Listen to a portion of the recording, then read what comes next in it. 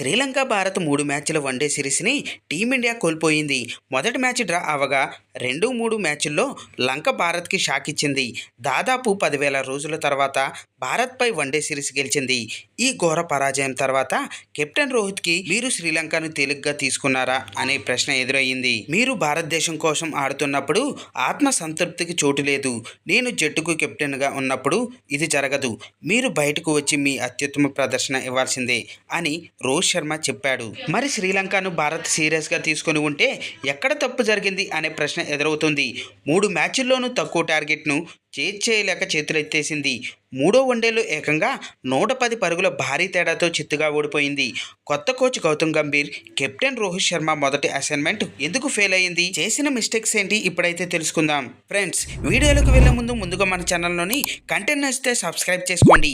అలాగే ఒక చిన్న లైక్ అయితే ఇవ్వండి. పక్కనే ఉన్న బెల్ ఐకాన్ అయితే క్లిక్ చేయండి. ఇక విషయానికి వస్తే బ్యాటింగ్ ఆర్డర్లో మార్పులు.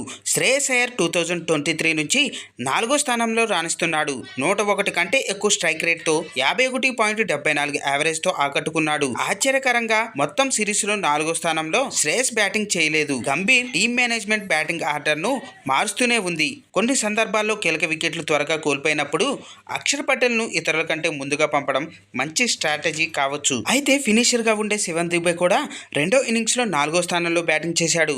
5వ నెంబర్లో సక్సెస్ అయిన కేఎల్ రాహుల్ ఒకేసారి 6వ నెంబర్లో మరోసారి 7వ నెంబర్కు బ్యాటింగ్ చేశాడు.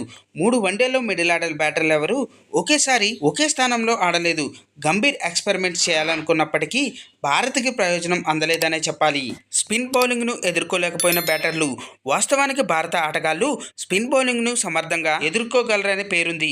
స్వదేశీ టెస్ట్ మ్యాచ్లకు స్పిన్కు అనుకూలమైన పిచ్చులను సిద్ధం చేస్తారు. అయితే కొలంబోలో స్పిన్నింగ్ ట్రాక్ ఎదురైనప్పుడు భారత బ్యాటర్లు తడబడ్డారు. దురదృష్టవశాత్తు రోహిత్ అన్ని మ్యాచ్ల్లో టాస్ ఓడిపోయి చేజింగ్ చేయాల్సి వచ్చింది. అయినప్పటికీ కొంతమంది బ్యాటర్ల ప్రదర్శన ఆశ్చర్యపరిచింది.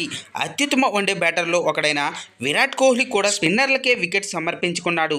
పవర్ ప్లేలో రోహిత్ శర్మ బౌలర్ను ఓ ఆట ఆడుకున్నా సరే మిడిల్ ఆర్డర్ విఫలమైంది. చాలా మంది బంతులను అంచనా వేయలేకపోయారు. స్పిన్ బాగా ఆడతాడనే పేరున్న శ్రేయస్ అయ్యర్ మొత్తం వన్డే సిరీస్లో 40 బంతులు కూడా ఎదుర్కోలేకపోయాడు. కేఎల్ రాహుల్ని ఏకంగా 3వ మ్యాచ్కి పక్కన పెట్టేశారు.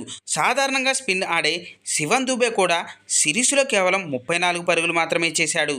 ఫుట్వర్క్ లేకపోవడం, బంతులను అంచనా వేయలేకపోవడం, తగినంత ఆత్మవిశ్వాసంతో ఆడకపోవడం భారత్ పతనానికి దారితీసిందని చెప్పాలి. టీమ్ సెలక్షన్లో లోపాలు.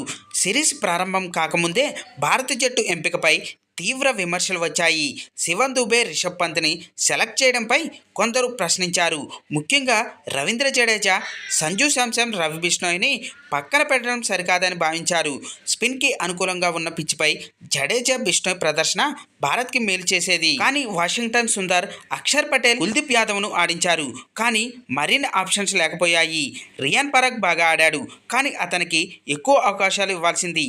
టీమ్ స్క్వాడ్లో 4 పేసర్లు దూబే ఉన్నారు. ఇది కొలంబో పిచ్కు అనుకూలం కాదు. ఇంకో స్పిన్ ఆప్షన్ తీసుకోవాల్సింది. మొదటి 2 వన్డేల తర్వాత భారత్ హర్షిత్ రాణాకు కూడా ఛాన్స్ ఇచ్చి ఉండవచ్చు. అరంగేట్రం కోసం ఎదురు చూస్తున్న రాణా ప్రభావం చూపి ఉండవచ్చు.